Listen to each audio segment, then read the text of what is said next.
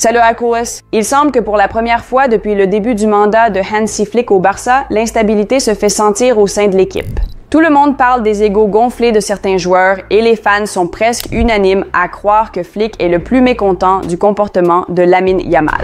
L'incident du penalty, la nouvelle célébration de Rafinha et Yamal sont déjà devenus viraux sur TikTok et d'autres réseaux sociaux, devenant un véritable succès. Mais derrière cela, il y a plus qu'un simple engouement sur Internet.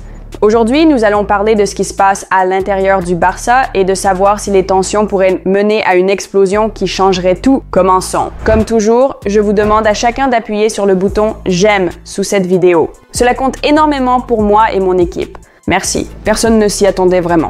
Hansi Flick vient tout juste de commencer sa deuxième saison à Barcelone et après le match nul contre le Rayo Vallecano, il a gardé les joueurs dans le vestiaire et leur a passé un savon.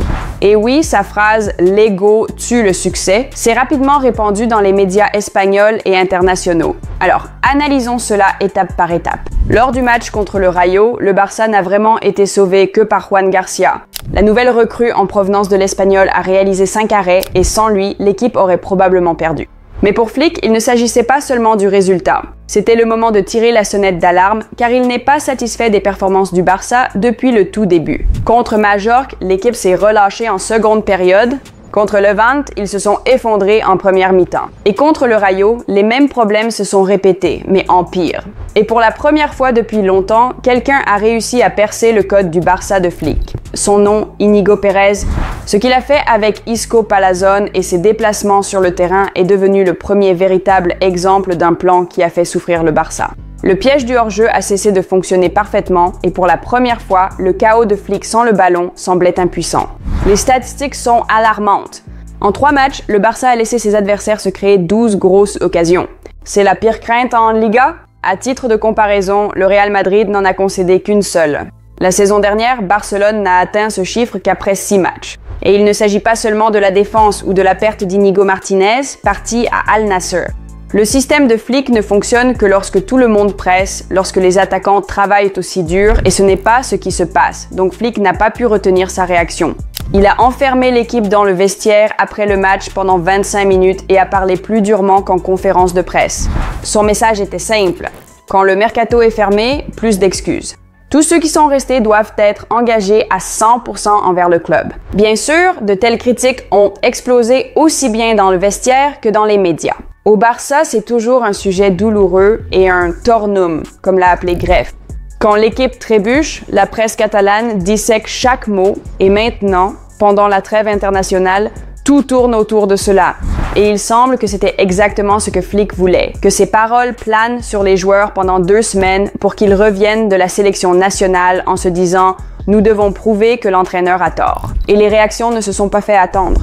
Pedri, lors d'une interview, a déclaré « Je ne sais pas à qui il faisait référence, il faudra lui demander. La saison dernière, nous avons travaillé comme un seul homme, sans chercher la gloire individuelle. » Lamine Yamal a ajouté « Je ne pense pas que le problème soit l'ego. Nous n'avons tout simplement pas commencé cette saison avec la même intensité que celle avec laquelle nous avons terminé la précédente. Oui, nous avons commis trop d'erreurs, mais cela arrive. » Dani Olmo a ajouté « On peut jouer mieux ou moins bien, mais l'objectif reste toujours le même.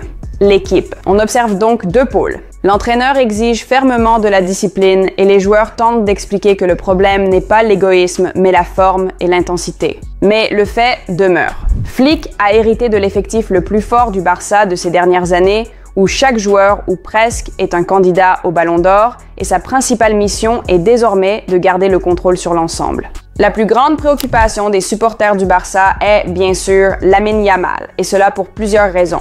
Dans les médias espagnols et sur les réseaux sociaux, l'épisode du Rayo Vallecano est devenu viral pendant plusieurs jours. Le nouveau numéro 10 du Barça s'est lui-même approché de Rafinha, a demandé à tirer le penalty, c'est clairement visible sur la vidéo, a pris le ballon, a transformé son tir avec sang-froid, puis a célébré avec sa nouvelle célébration de la couronne en posant une couronne invisible sur sa tête. Mais tous les regards n'étaient pas uniquement tournés vers Yamal. Les caméras ont capté le visage de Rafinha pendant la célébration. Le regard du Brésilien était partagé.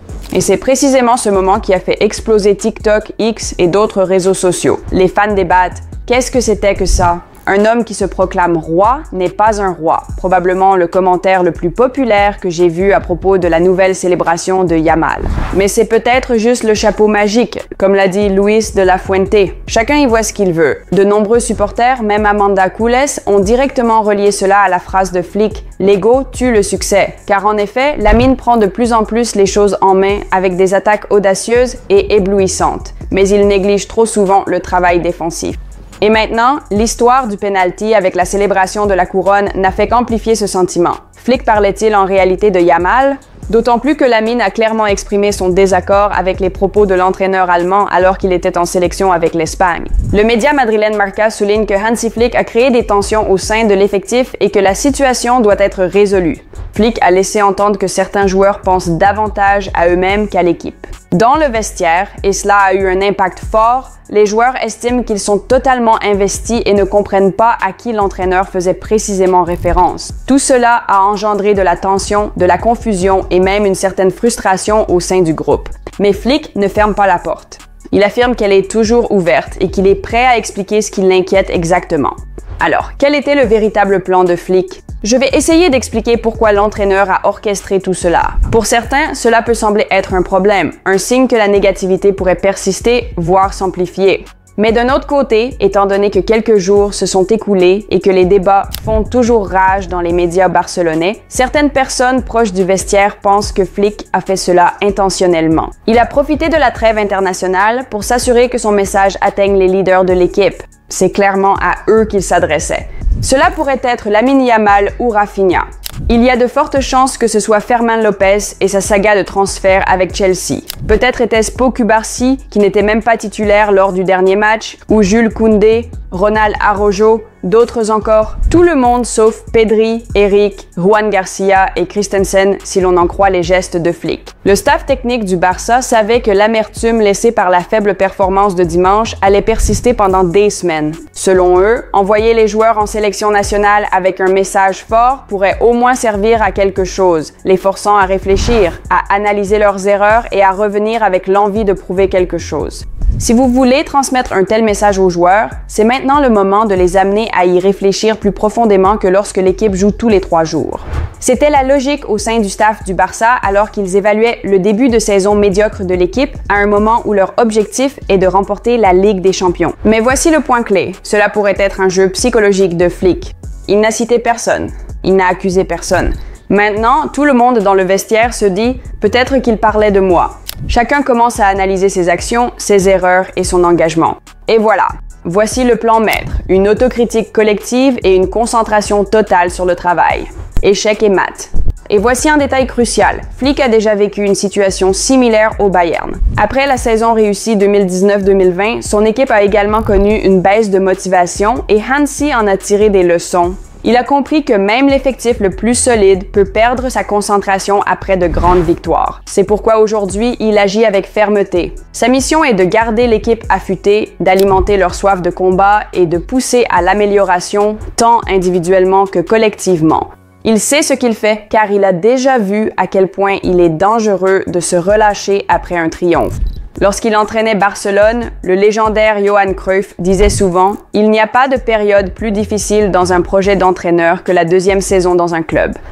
Le Néerlandais considérait cette période comme particulièrement compliquée car la pression et les attentes sont plus fortes que lors de la saison de lune de miel, tout en voyant arriver le risque de renouvellement de l'effectif. Le Barça de Flick se trouve précisément à ce stade aujourd'hui et il va y rester encore un moment, tout comme les entraîneurs précédents. La situation actuelle ressemble à une version accélérée du Barça de Frank Rijkaard, une équipe également supervisée au niveau du conseil d'administration par Laporta. Lorsque Rijkaard a pris les rênes en 2003, sa première saison a été une réussite. Le Barça s'est nettement amélioré et a terminé 2e de la Liga derrière Valence, un progrès par rapport à la 6e place sous Louis van Gaal. L'année suivante, renforcée par Samuel Eto'o et Deco, l'équipe semblait prête à conquérir le titre national et a effectivement remporté la Liga ainsi que la Coupe du Roi.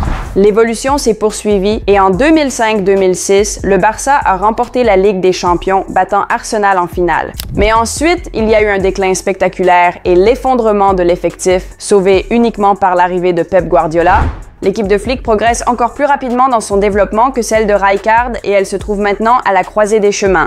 Soit Hansi Flick parvient à traverser cette période avec les joueurs, soit les conflits internes vont s'intensifier et l'entraîneur allemand sera contraint de quitter le club à la fin de la saison. Que pensez-vous de ce sujet d'une telle ampleur? Écrivez vos réflexions dans les commentaires. Appuyez sur le bouton like si vous souhaitez que l'équipe se ressaisisse après la trêve internationale et retrouve la confiance de la saison dernière. Et pour rester informé de toute l'actualité du Barça, je vous recommande de vous abonner à notre chaîne d'information. Le lien vers la vidéo et la chaîne se trouve juste devant vous. Il est temps de se dire au revoir. À très bientôt.